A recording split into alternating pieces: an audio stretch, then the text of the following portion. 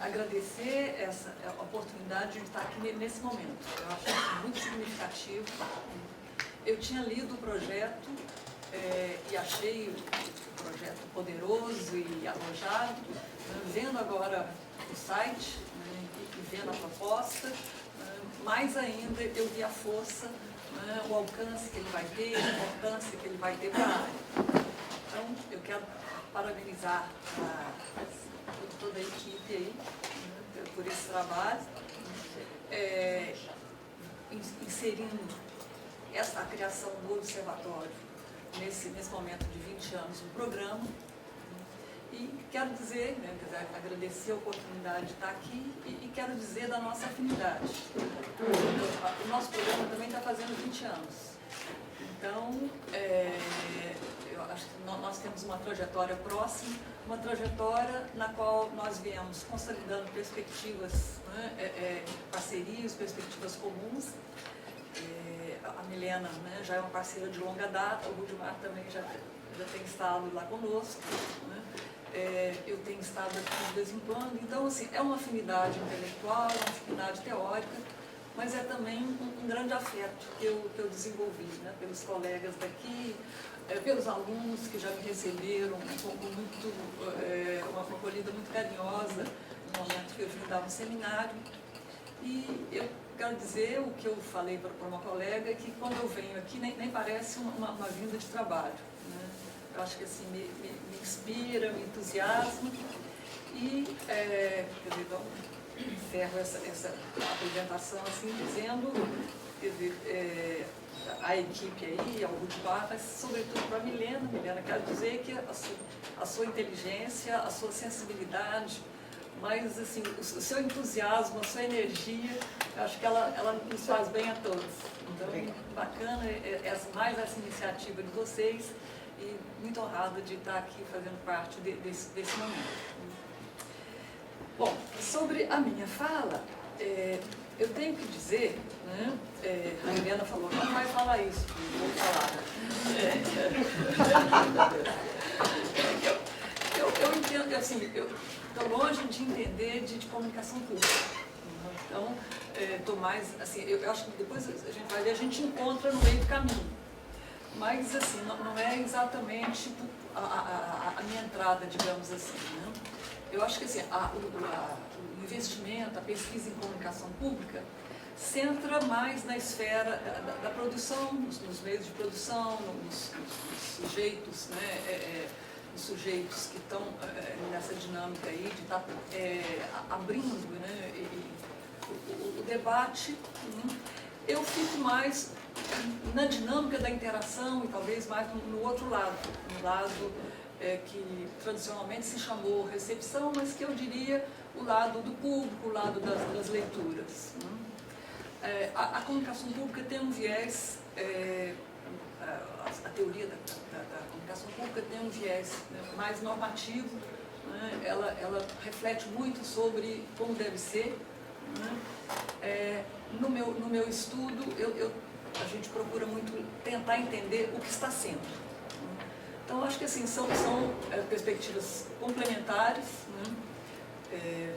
Eu acho que, né, tem todo o interesse de estar conversando com vocês e né, o observatório, acho que vai ser um espaço que eu quero incentivar o nosso grupo lá a estar acompanhando e estar participando do fórum de debate, né? Mas ainda que eu tenha um pouco essa entrada por um outro lado. Na minha fala, né, eu organizei aqui em 3 partes, não sei se eu vou conseguir costurar bem, mas assim, 3 partes. Uma primeira, em que eu vou falar um pouquinho sobre a questão de público e problema público, né? Só para me situar, né, nessa temática, eu falei, não vou me atrever a falar de aroma em casa de perfumista, né? Então, você... só um pouquinho por onde que eu entro e como é que eu compreendo, né? Uma parte intermediária aí, em que eu tento trazer alguns elementos que compõem esse cenário político brasileiro que nós estamos vivendo, né?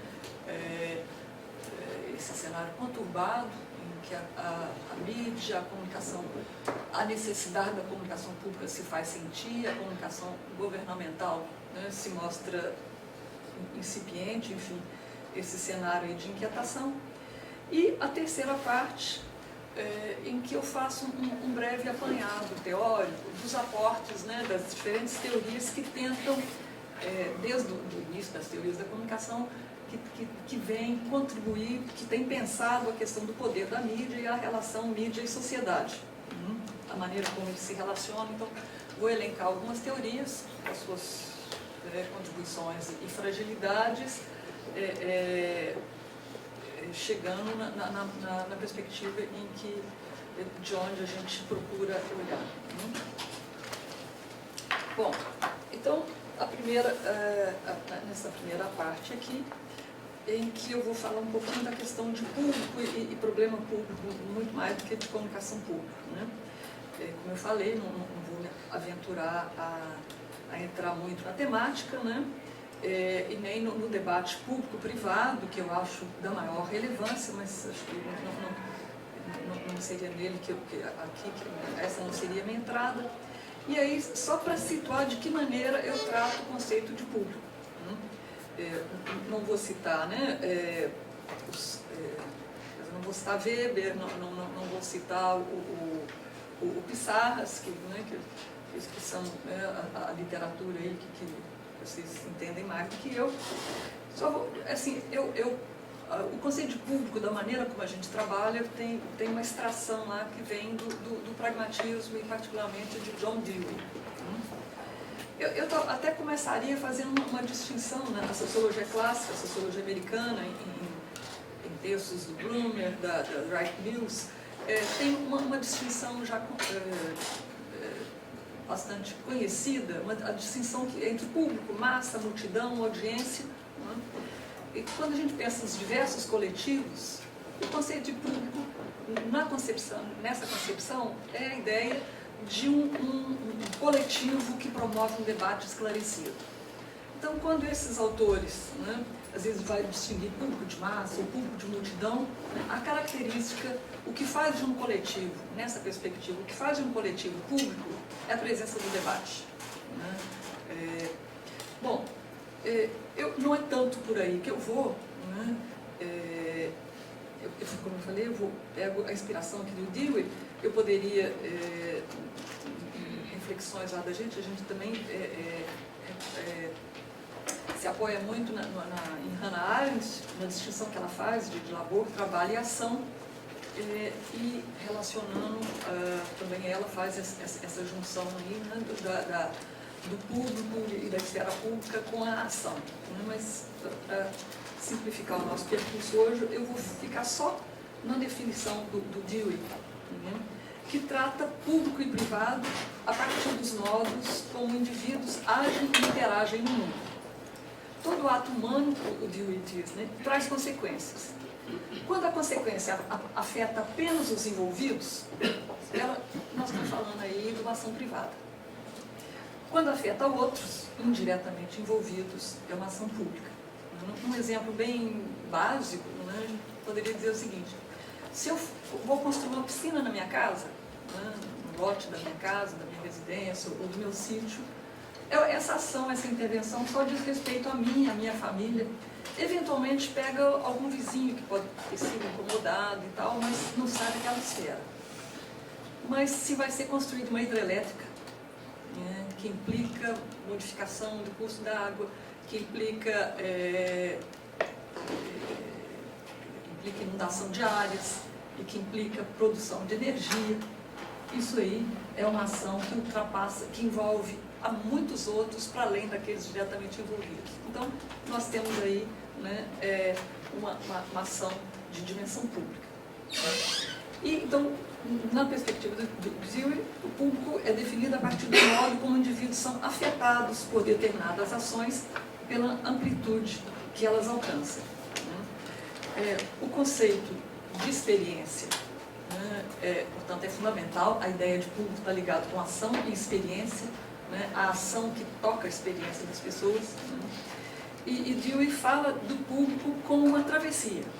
Quando ele fala o público, aí, sujeito público, o substantivo público, ele associa aí com uma travessia, né? Essa coisa da experiência significa que o público passa por uma experiência, né?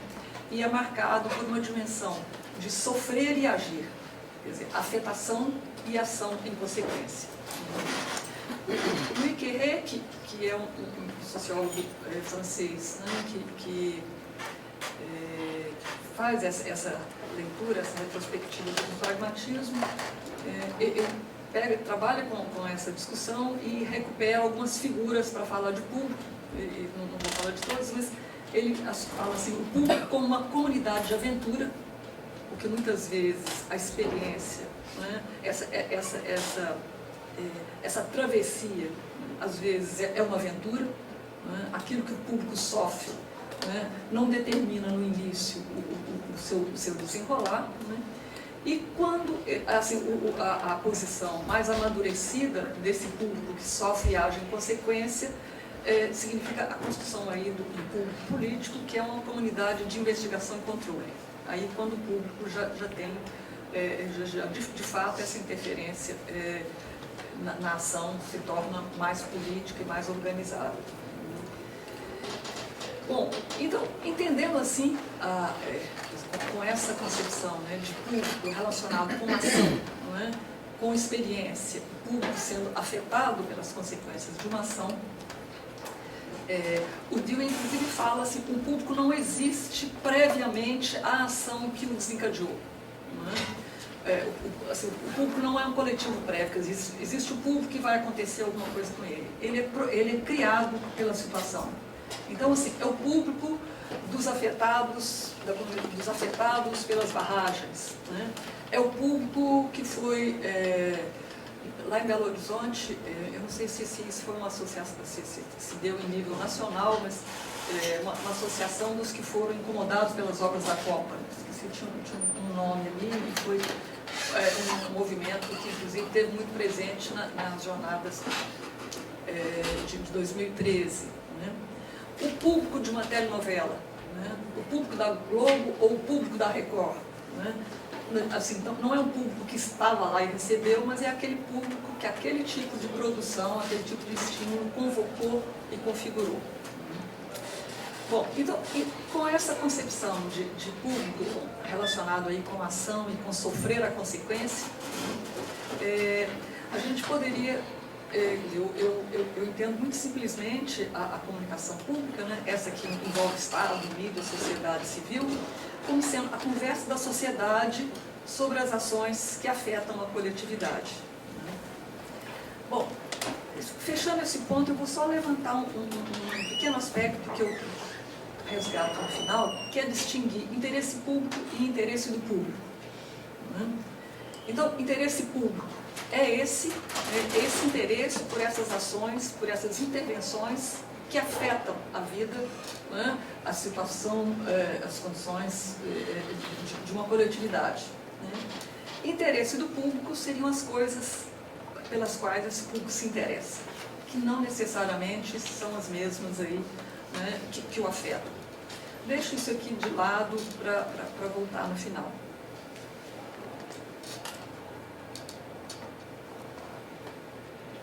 No segundo ponto, só para a gente tecer esse cenário, né, lembrar alguns aspectos do contexto que nós estamos vivendo. Né? Acho que a gente está vivendo um momento muito peculiar na vida social e política brasileira. Um momento em que a necessidade do debate público e de uma comunicação pública eficiente se faz absolutamente premente. Nós estamos ávidos aí de informações precisas, de clareza, de transparência, né, e de um debate equilibrado. Né, isso tudo está nos faltando. O cenário é um cenário de crise política, de crise econômica, de crise ética. Né, e o estado de ânimo da população tem decrescido a cada momento. Né, dessa população, quer dizer, o nosso estado de ânimo, quero dizer. Né? É interessante que há alguns anos, historicamente, a gente, principalmente com relação à nossa imagem externa, historicamente nós mais velhos, né, convivemos com isso. O Brasil era um país de terceiro mundo, né? Então fora daqui a gente era visto no máximo com uma certa benevolência. Ah, bacana, o Brasil, país do futebol, país do samba. Então tinha aquela coisa. Depois nós vivemos nessa primeira década do ano, né, de 2000, nós vivemos uma mudança nessa imagem. Isso foi uma coisa muito forte e assim, que deu muito orgulho, né? Sentir como é que nós, assim, nós começamos a ser respeitados. Né? E eu me lembro, não sei se foi em 2011, 2012, eu fui num evento na Espanha, era um evento da Milena que foi convidada, mas não pôde ir, e eu fui pelo dela. Eu fui, na época eu era representante do CNPq, e um debate lá, aí estavam os colegas espanhóis, os colegas portugueses, né, naquele quadro de lamentação, né, a falta de perspectiva de futuro, a falta de perspectiva de emprego para os jovens, a indefinição para as pessoas já empregadas. E aí eu tive assim, uma satisfação tão grande para falar das condições em que a gente estava aqui trabalhando, né? A facilidade que a gente tinha para a bolsa, recurso para pesquisa, tínhamos e ainda temos, né? Tínhamos e temos, assim, eu acho que claro que as coisas não estão tão mais. Como é que chama essa bolsa da Ciência Sem Fronteira? Eles estavam olhando aquilo assim, como, poxa, mas vocês estão com esse programa. Eu falei, pois é, nós estamos com esse programa. Né? E aí estava aquele momento em que a gente estava todo mundo muito feliz assim, de ver esse Brasil novo, do qual, quer dizer, a gente gostava tanto quanto antes, mas para além disso a gente se orgulhava dele. E de repente o estado de ânimo muda completamente, né? Não é o de hoje. Né? O que aconteceu? O que veio mudando aqui? É interessante que talvez, não sei se as pessoas, né, se a gente está lembrando, mas o início do governo Dilma, no ano 2011, 2012, foi marcado por uma grande aceitação popular. A Dilma, se na campanha eleitoral, na primeira campanha dela, né, a coisa foi pesada né, ela apanhou também, não tanto quanto agora, mas teve uma coisa. Logo depois, dia 1º de janeiro, ela tomou posse e vamos ler nos jornais falando bem. Né? E aí, assim, de repente, teve uma expectativa positiva com relação a ela, ela super bem aceita. Falei, o que aconteceu? Viraram a página aqui, falei, deve ser porque... Então, com relação a Lula, né, ela era uma presidenta bem nascida, família tradicional, formada. Então, será que é esse contraste de classe aí que a mídia aceitou? Enfim, o Brasil ainda estava num cenário bom, então 2011, 2012, ainda estávamos no melhor dos mundos. E aí chegamos em 2013, né, e nas jornadas de junho, com aquele estremecimento aí, né, parecendo assim, trovoada em céu de brigadeiro. Mas o que é isso que aconteceu? Né?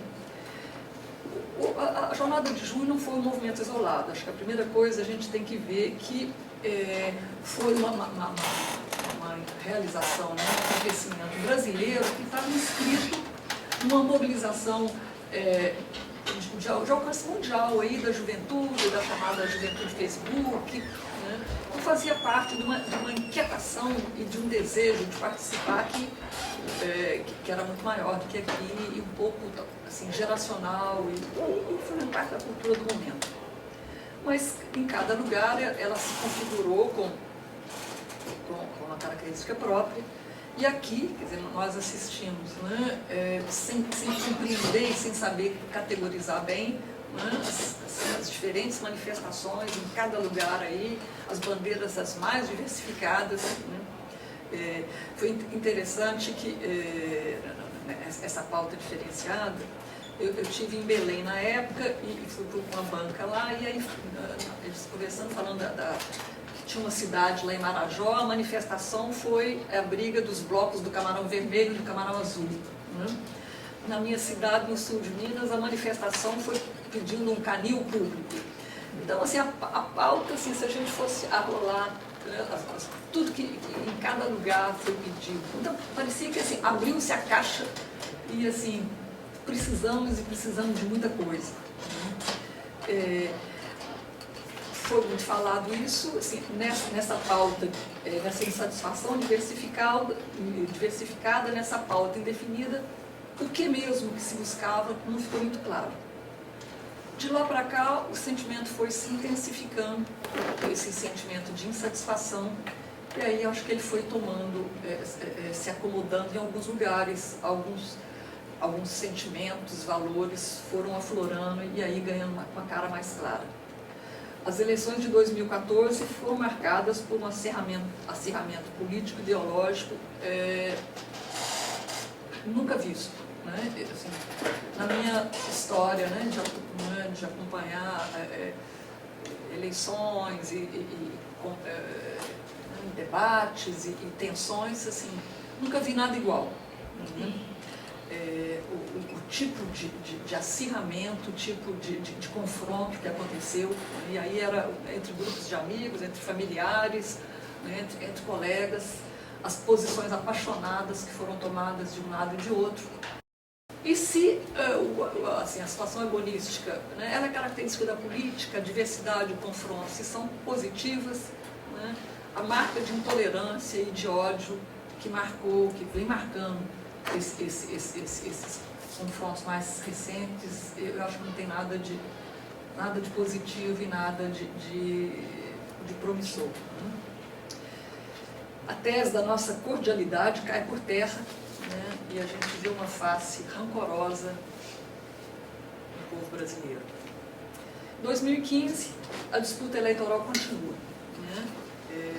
Tal do terceiro turno, a tese do impeachment.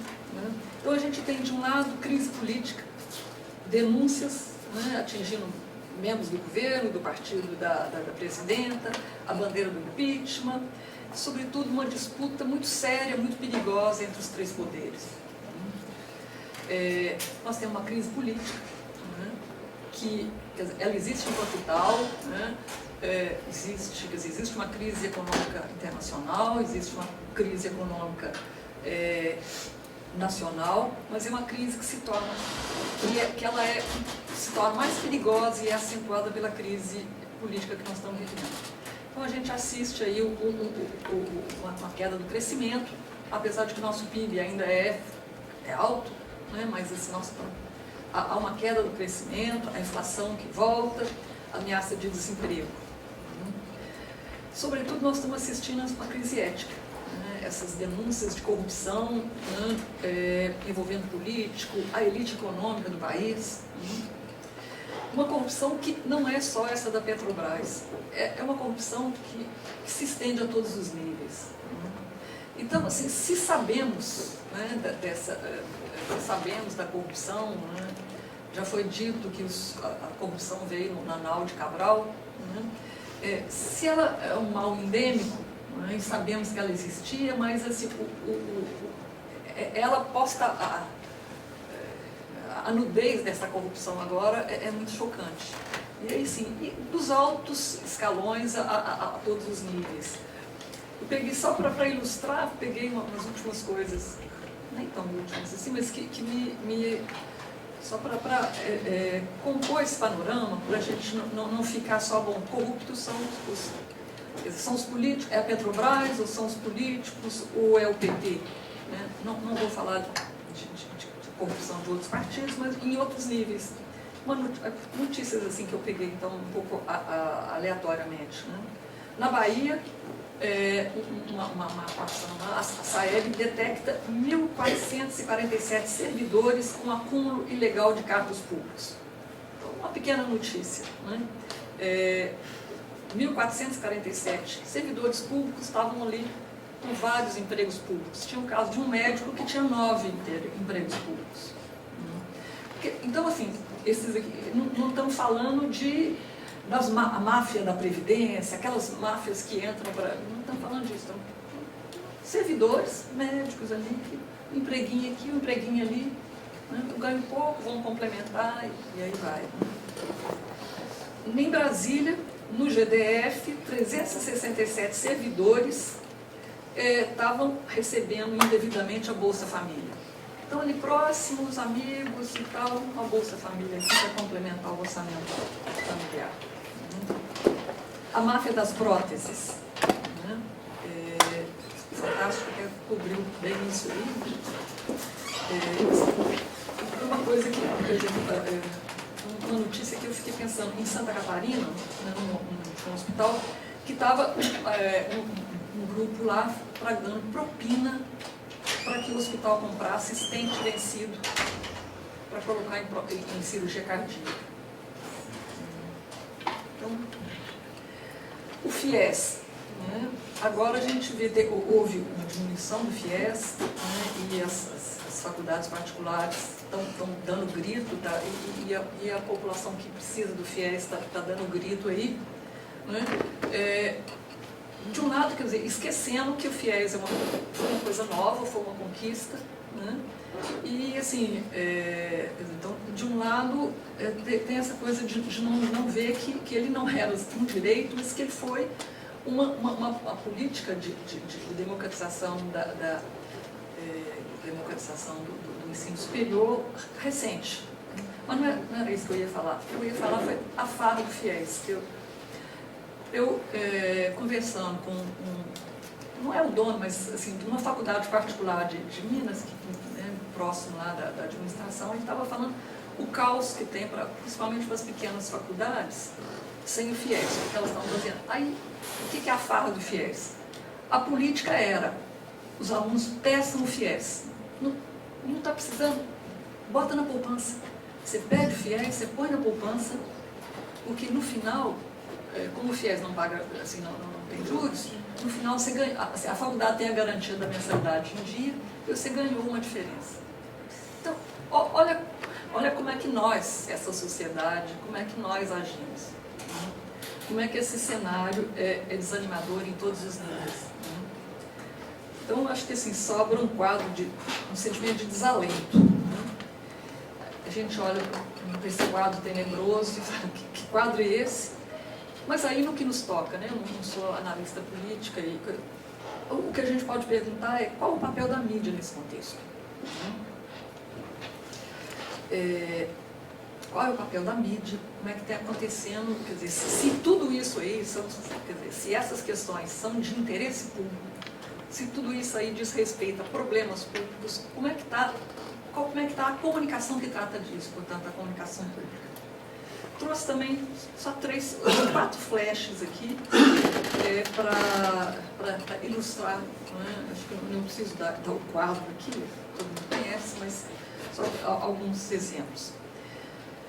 Ontem, não sei se foi ontem ou anteontem, eu estava ouvindo a CBN e era uma matéria sobre, a matéria era que assim, o governo de Minas, o governador Fernando Pimentel, fez um balanço de 6 meses de governo. E que nesse balanço ele ressaltava uma nova política, que é uma política de maior participação, e o andamento de várias obras. E o repórter fala isso, e depois fala, a oposição contesta. E aí, os próximos minutos, é um líder da oposição dizendo que nova participação é essa, não se trata disso, o outro governo saiu com índices muito altos. Que novas obras são essas? São obras que já foram iniciadas, está dando só continuidade. Eu fiquei pensando, mas eu não ouvi o balanço do governador, eu ouvi mais o líder da oposição contestando. Eu não sei se o balanço, se eu ia gostar ou não do balanço, mas eu só já escutei a contraposição ao balanço. Ontem também vocês viram, assim, quer dizer, de manhã, no portal do UOL, tinha uma notícia com relação à revelação do Youssef, que fala que o Youssef citou lá a Aécio Neves. 1 hora ou 2 horas depois, foi retirado do site, e assim, o Youssef cita, na delação dele, ele cita tucanos.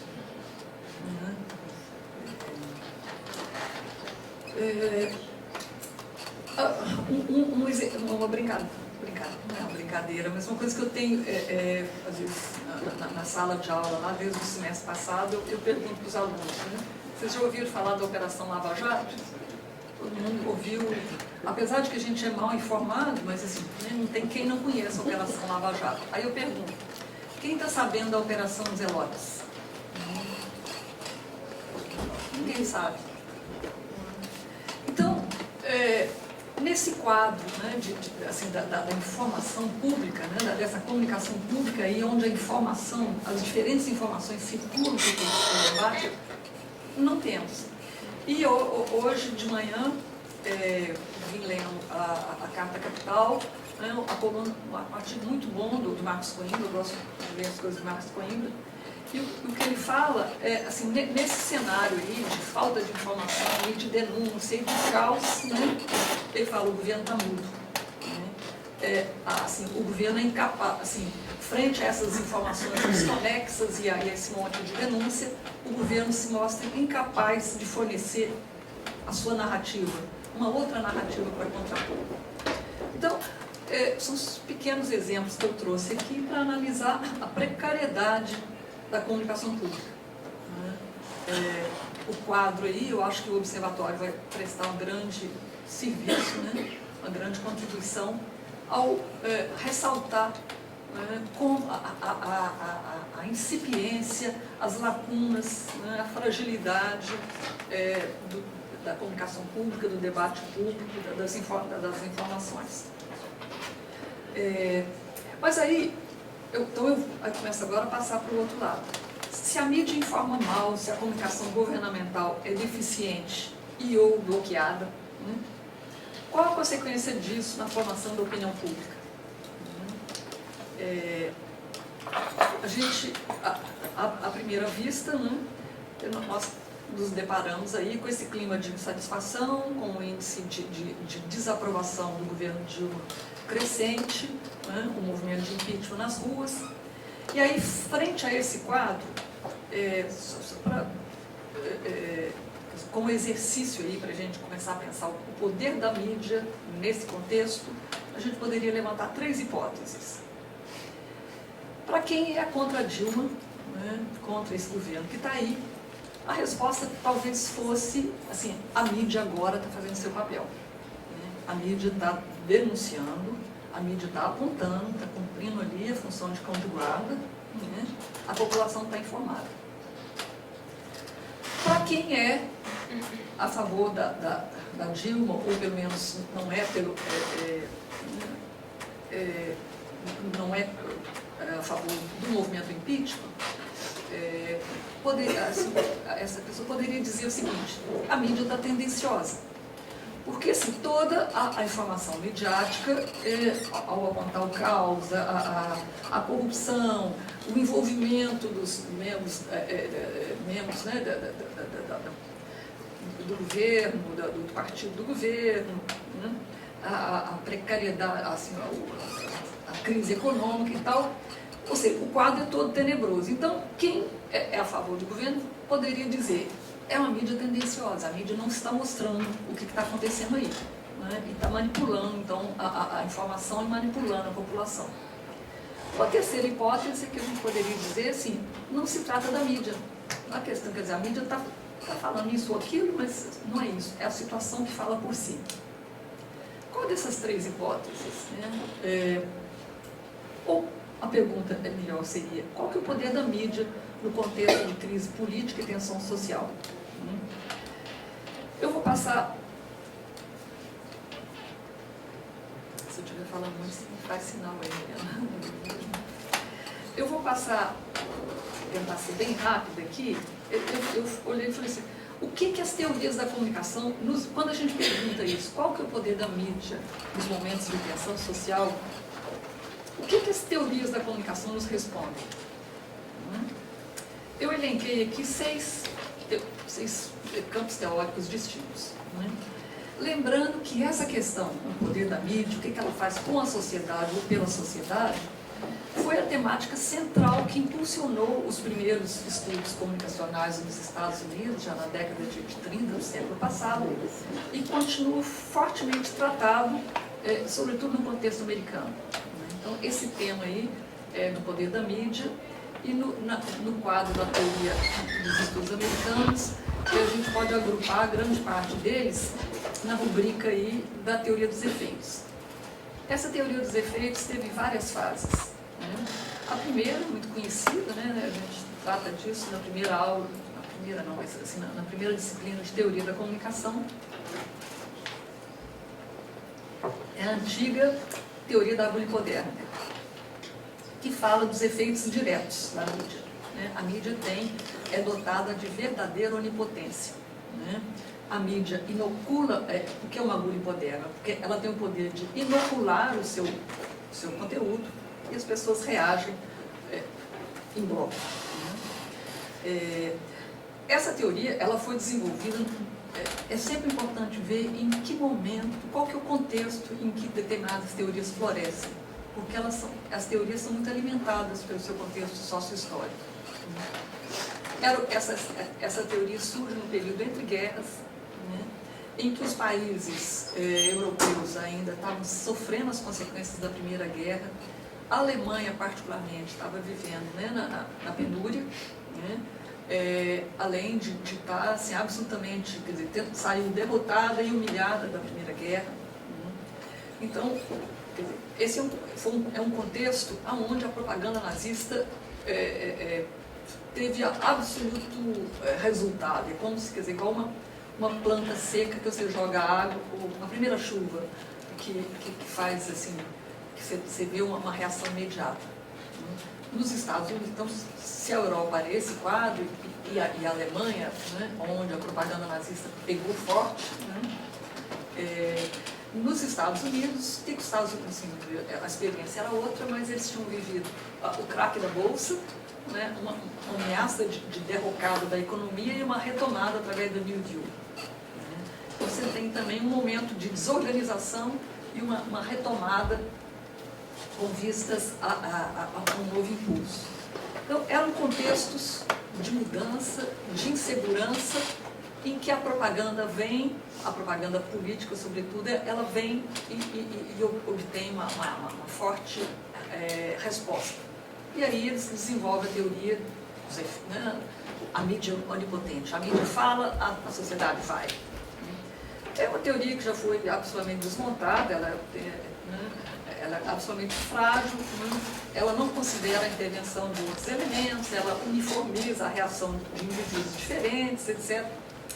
Ela retira o poder de discernimento das pessoas, deixando para trás a teoria da agulha hipodérmica. Ela foi sucedida por uma outra segunda fase da teoria dos efeitos, que é a chamada teoria dos efeitos limitados. Ela já surge nos Estados Unidos depois da Segunda Guerra, então é dos anos 40 e 50, é o auge do crescimento e influência mundial dos Estados Unidos, em um momento em que a autoestima do cidadão americano estava inflada.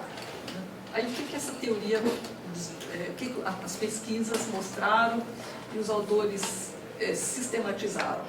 Os meios não são tão poderosos assim.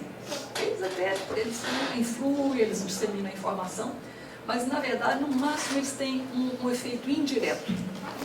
Eles alimentam de informação pessoas, que são os líderes de opinião, e são essas pessoas, então, que promovem a influência dos demais. É a famosa também, o conceito aí do two-step flow, o efeito em dois níveis.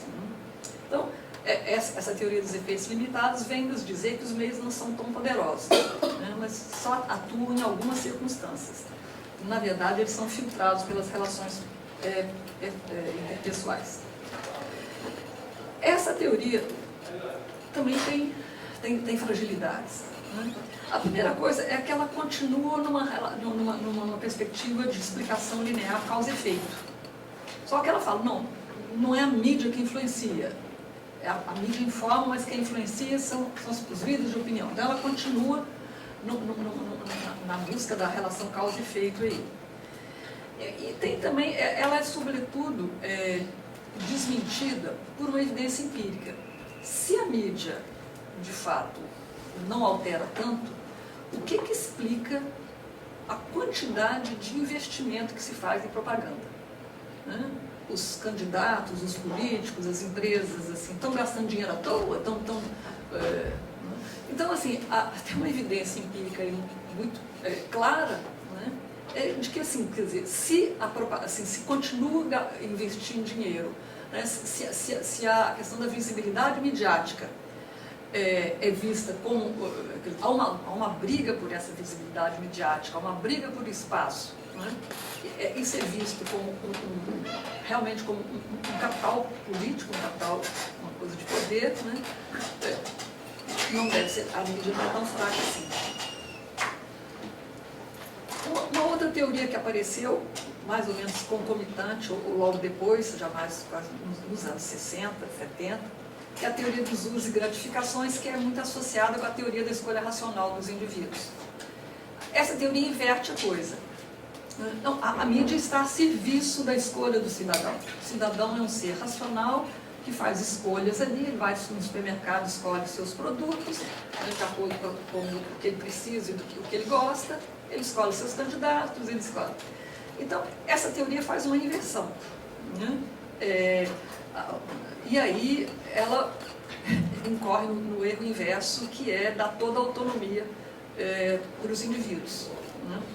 E sem dizer, quer dizer, então a gente tem aí uma racionalidade superestimada, né, e uma individualização da ação do consumidor, do eleitor, do consumidor de mídia, né? Cada um faz a sua própria escolha, né? Então, é uma perspectiva individualizante que opaca aí a situação coletiva, a cultura, o momento histórico, etc. E a própria ideia de necessidade e interesse de cada um é um conceito fluido, né? O que é a necessidade? Como é que a gente vai analisar, falar, o indivíduo ele escolhe de acordo com a sua necessidade? O que é essa necessidade que está sendo dita? Então, essa teoria, ela ainda existe, essa teoria da escolha racional aí, mas ela também pode ser facilmente debatida. A quarta, que eu inscrevo nessa mesma linhagem aí da teoria dos efeitos, é uma teoria ainda bastante acatada, né? Que é a hipótese da agenda 7. Aí a hipótese da agenda 7 e um desdobramento dela aí, que é a espiral do silêncio. O que a hipótese da agenda 7 nos diz? Ele fala, a mídia não impõe a maneira como pensamos, ela não impõe a nossa opinião. A nossa opinião, a nossa estrutura cognitiva, ela é complexa e é formada por várias influências. Mas a mídia estabelece, pauta aquilo sobre o qual pensamos, ela tem o poder de agenda. Então, assim, ela não garante que eu ou a Zélia tenhamos a mesma opinião sobre o Lava Jato. Mas, sem dúvida, a questão do Lava Jato está colocada para ela, para mim, para todos. Está agendado. O problema, então, assim, eu acho que com a agenda 7, retorna atenuada a tese do poder da mídia.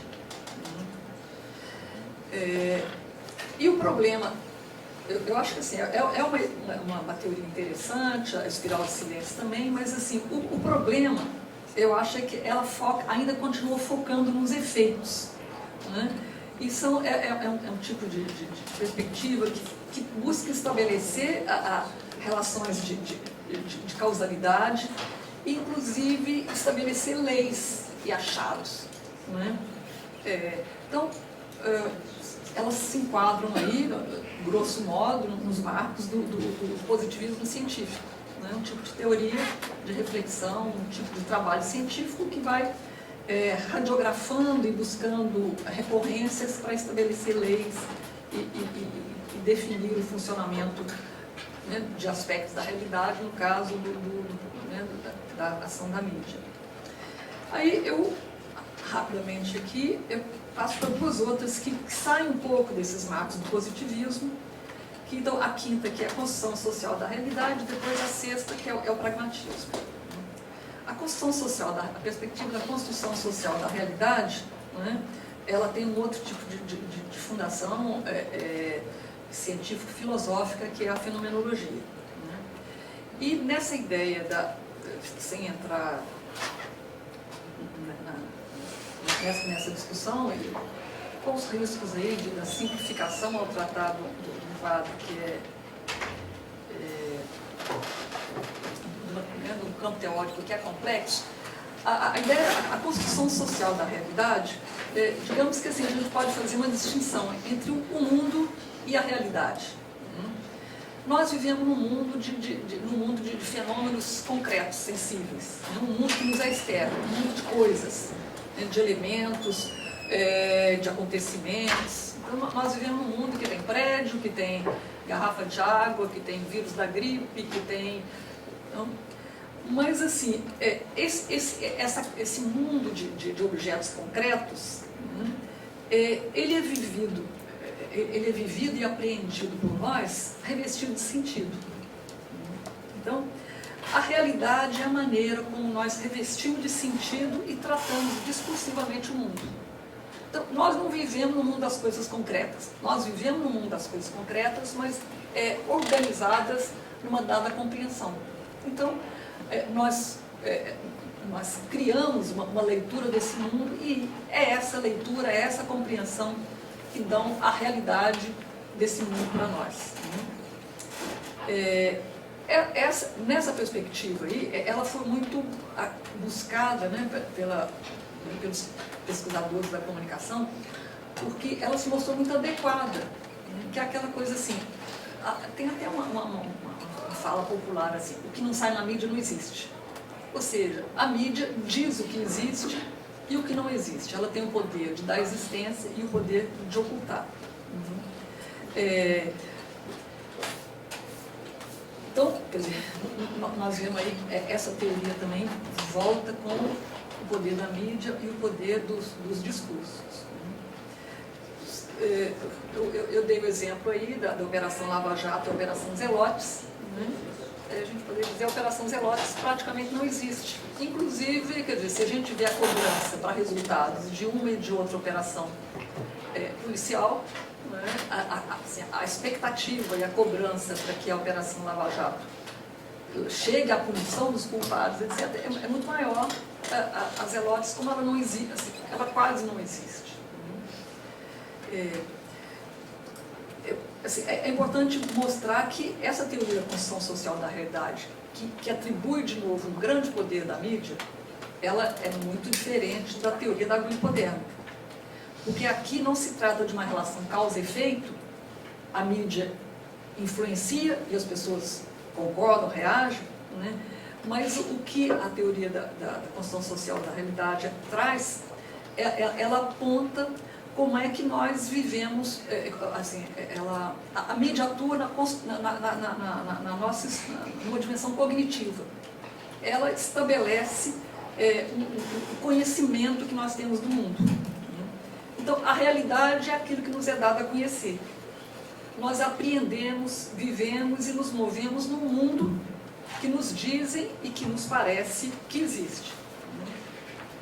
Extremando a perspectiva construtivista, a gente poderia dizer que a crise brasileira, assim, chegando assim, exagerando, né? Se a gente leva ao pé da letra essa coisa da teoria construtivista, a gente poderia dizer assim, a crise brasileira não existe, ou pelo menos não existe dessa maneira. Ela é uma construção da mídia. O que ela só faz é ecoar vozes e uma leitura que mostra a crise. Então, a mídia é capaz de fazer isso, de mostrar, fazer com que exista uma crise, porque nos faz acreditar na crise e a gente desencadeia um comportamento que de fato leva à crise. Não é aquela coisa que fala, vai faltar comida. Não é? E aí você vai no supermercado e esvazia a prateleira para armazenar. Então você vai gerando a crise. Eu radicalizei, fiz uma certa caricatura aqui para dizer a teoria da construção social da realidade. Eu acho que é uma contribuição rica, mas assim, o construtivismo radical tem um defeito na minha leitura, que ele minimiza as ocorrências e objetos do mundo concreto. Ele começa, assim, ele vai dando muito peso para a dimensão subjetiva da realidade. A realidade é aquilo que nós entendemos que é a realidade. E aí quase que a gente começa a viver num mundo meio ficcional. Então, eu chego... preocupada aqui, estou passando muito tempo aqui. Tá bom. Não estou cansando vocês não. Eu chego na última perspectiva aqui, que é de base pragmatista, e na perspectiva interacional, que é onde a gente se situa. É a perspectiva que a gente adota lá no nosso grupo de pesquisa e grande parte dos colegas lá da UFMG. Uma perspectiva que alguns de vocês que eventualmente fizeram aquele seminário comigo, que eu já trouxe aqui. Nessa perspectiva, a gente não vai falar de efeito, mas de consequência. Qual que é a diferença de efeito e consequência? Será que é só uma troca de palavras? Não, é um entendimento diferente. Eu falo muito para os meus alunos assim, palavras não são inocentes. Palavras são conceitos, elas trazem uma forma de enxergar. Elas trazem uma forma de categorizar, de olhar para o mundo. Então, quando a gente usa... efeito e consequência não podem ser equivalentes. Quando a gente fala em causa e efeito, causa e efeito significa uma separação entre dois polos em que um atua sobre o outro. Quando a gente fala ação e consequência, a gente já vê aí uma interligação, um encadeamento. As consequências se constroem no âmbito da ação, estão inscritas na ação, enquanto possibilidades. Então, quando a gente pensa em consequência, a gente não está pensando uma coisa daqui que atuou na outra, mas a gente está pensando no domínio de uma ação, de um acontecimento, de uma intervenção no mundo que reorganiza coisas. No âmbito dessa intervenção, dessa ação, indivíduos são afetados, tomam decisões e rumos são construídos. Então, as consequências se constroem no âmbito das ações. Essa perspectiva desloca o tema do poder de determinação da mídia e insere, enquadra a questão aí numa dinâmica interativa e de circularidade. Nessa perspectiva, a experiência é um conceito central. É no contexto de nossa vivência, interagindo com a realidade, com as coisas, que elas ganham sentido para nós. Uma outra coisa. Então, assim, essa perspectiva centra na nossa interação com o mundo e com as coisas, nos embates reais que acontecem. As coisas do mundo nos afetando e nós também modificando o mundo. Veja bem, na teoria, quando a gente fica só na construção social da realidade, a dimensão, assim, ela nos leva muito para um mundo mental, no âmbito da intersubjetividade. O pragmatismo, ele chama atenção para o seguinte: aquilo que eu encontro na minha frente, ele existe com força para mim, ele me modifica. Eu o modifico também, eu crio um discurso sobre ele, mas assim, as coisas existem na sua faticidade e imprimindo a sua marca em nós. Então, a experiência é um conceito central para a gente olhar nisso aí. Nessa perspectiva, a gente não falaria de mídia e sociedade, porque a mídia não é externa à sociedade. A mídia é inscrita na sociedade, ela faz parte dessa sociedade que nós vivemos hoje. É uma instância, uma instituição central, não é única, não é determinante, mas assim, então ela não é outra coisa, a mídia fazendo alguma coisa pela ou com a sociedade. A nossa sociedade faz essa mídia, criou essa mídia, organiza essa mídia. Então, ela está inscrita na sociedade, no terreno da nossa experiência.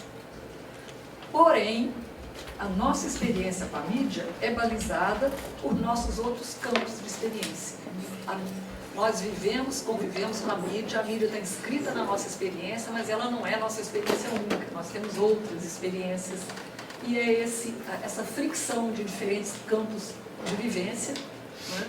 A gente poderia recorrer aqui às realidades múltiplas do Schultz, esses diferentes campos de realidade aí que configuram a realidade da nossa vida cotidiana. Então, nessa perspectiva, a gente pode afirmar, essa perspectiva não diz que a mídia é onipotente. Ela intercepta nossas vivências, ela dialoga com elas, ela entretece o nosso cotidiano. Mas ela atua e é interpretada pelas instituições e pelo universo de valores da sociedade. Então, assim, a mídia não é onipotente, mas ela tem uma atuação muito significativa, porque ela insere na nossa vivência, ela dialoga com os nossos diferentes campos de intervenção, né? E ela é interpretada e interceptada pelas demais instituições da sociedade, sobretudo pelo campo de valores.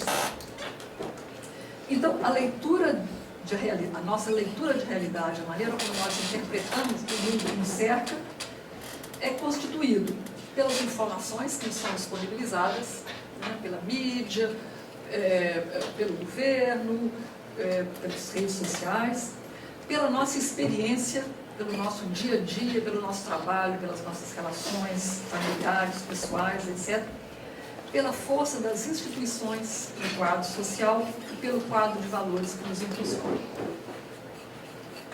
Com essa leitura, eu volto à pergunta inicial, né, para tentar então, fechar aqui falando do quadro de hoje.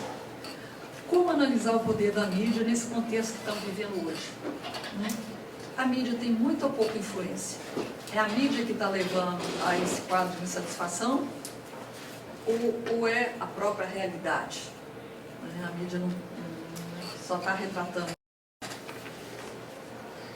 Vamos compor de novo esse quadro, lembrar um pouco as coisas. Né? Primeira coisa, o discurso da mídia convencional, dos grandes conglomerados, nesse momento, nesse tema da crise política, é de crítica ao governo.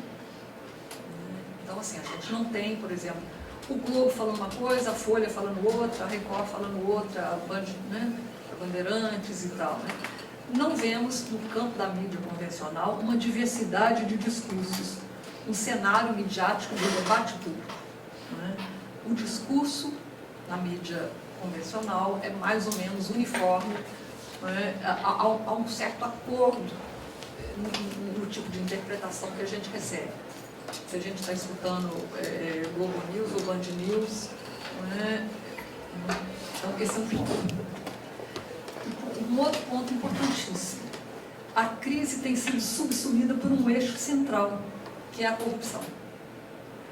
Ainda que a corrupção seja um mal endêmico e a gente veja corrupção, né, desde da esplanada dos ministérios até o boteco da esquina que frauda o troco, que vende produto vencido, né, a corrupção é vista como um mal.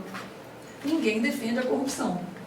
Então, a ideia de combate à corrupção está em sintonia com o valor endossado pela sociedade. Somos todos contra a corrupção. Né? A corrupção nos congrega. Né? Sim, temos que acabar com isso. Não podemos compactuar com isso. Terceiro ponto. O cenário imediato, vivido e percebido pelas pessoas, é tenso. Nós estamos, de fato, vendo um aumento no custo de vida. Né? A gente vai no supermercado e viu que produtos tiveram aumento de preço. Né? Algumas empresas estão, de fato, fazendo demissão, fazendo corte de funcionários.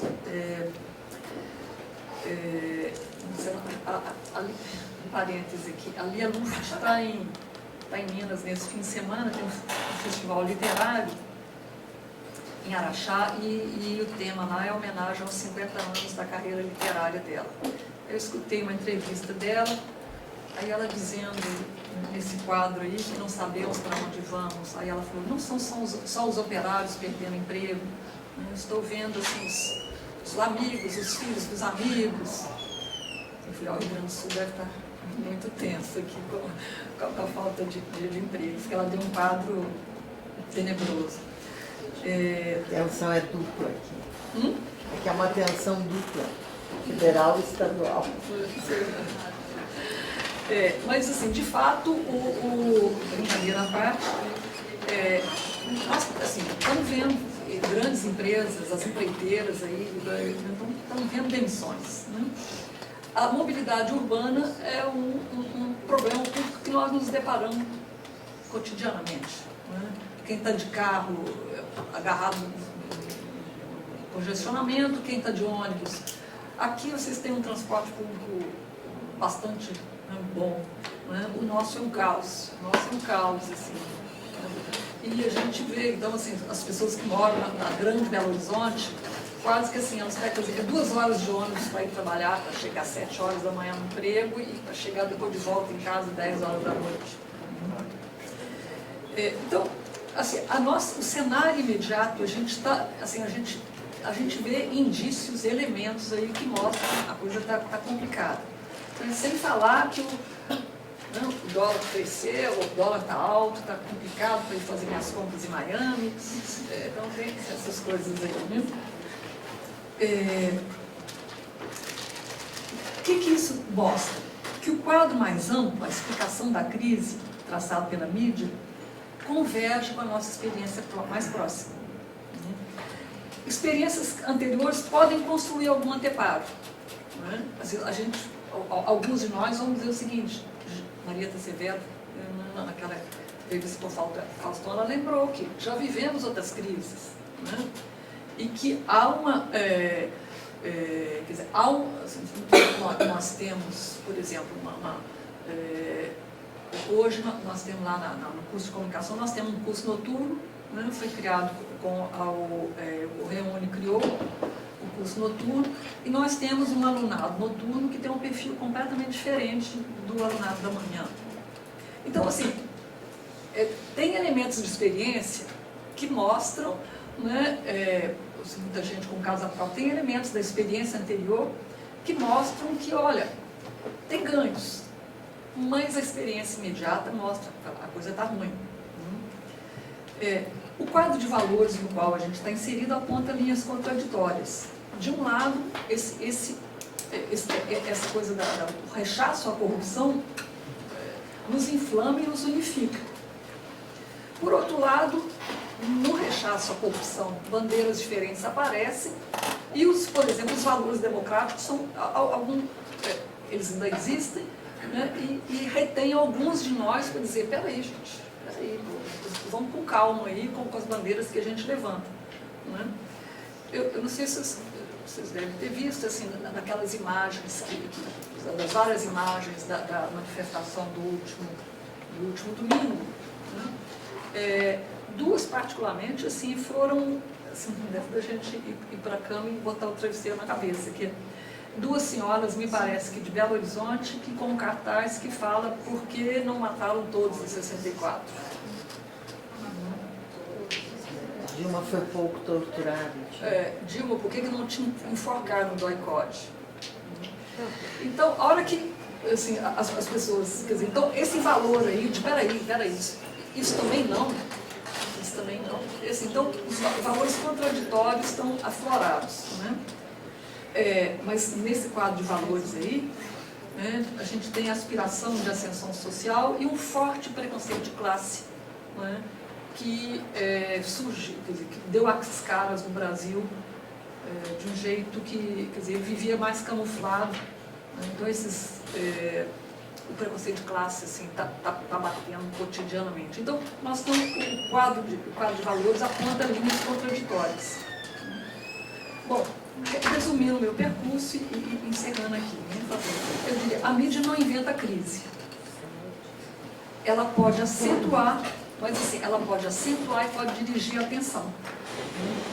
Eu poderia voltar aqui no exemplo da propaganda nazista, mas não vou voltar aqui. Não vou tomar mais tempo nisso aqui, mas o quanto a propaganda nazista teve seu êxito ao trabalhar com elementos reais, tangíveis e fortemente inseridos no ideário da população alemã. Né? Então, o que eu diria é que em momento de crise, nós dependemos mais de informações que extrapolam a nossa vivência imediata. nós sabemos reagir bem para falar do nosso mundo mais imediato. Mas a situação de crise, ela demanda, às vezes, um controle, uma sistematização de informações que extrapolam a nossa vivência, aquilo que a nossa experiência pode confirmar ou negar. Então, a gente é mais dependente de uma informação para além daquilo que nós estamos vivendo. E aí, isso aumenta o poder da mídia, né? Aí, se ela funciona de forma hegemônica, se ela sufoca vozes divergentes, se ela encontra respaldo na experiência, se ela não tem oposição de instituições fortes, e se ela consegue nomear o mal, é a corrupção, são os petrarcas, são esses coisas, e ela aponta a solução, nós tendemos você tem uma conjunção de elementos aí que sensibiliza, né? Então nós tendemos a ser sensíveis ao seu apelo. Se o cenário, né, da comunicação pública fosse marcado por atores sólidos, intervenções e debates que marcassem distinções, nós teríamos talvez uma outra, viveríamos o cenário diferentemente. Mas, assim, não é exatamente o nosso quadro.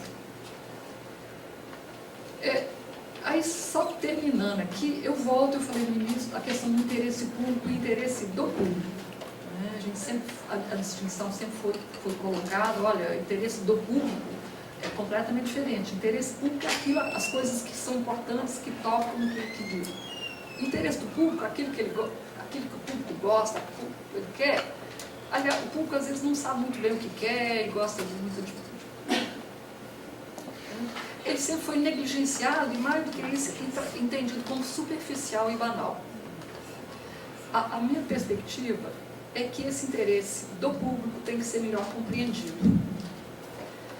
Os valores que a gente defende não são sustentados apenas por argumentos e através do debate racional. Os valores que a gente defende, o mundo que a gente quer viver e as coisas pelas quais que a gente gosta e as coisas pelas quais a gente luta, são revestidas de afeto. Uma comunicação pública que não atenta para isso, arrisca de perder a interlocução. Não se trata de enveredar por discursos populistas, nem pela via de fatos, né, de incentivar as paixões. Mas eu acho que é fundamental para uma comunicação pública que faça convergir o interesse do público pelos interesses públicos, né? É fundamental investigar para onde os valores apontam. É fundamental indagar a seiva axiológica que sustenta ou não sustenta mais as instituições. Acho que assim, tem um termômetro para a gente avaliar o debate público, que é ver onde está, né, como é que está a convergência ou a falta dela, né, entre questões que são, que de fato afetam a vida de uma sociedade, mas aonde essa sociedade está colocando o seu desejo, aonde ela está colocando os seus afetos. Eu acho que esse quadro nos ajuda muito a refletir sobre a tão necessária comunicação pública saudável e potente.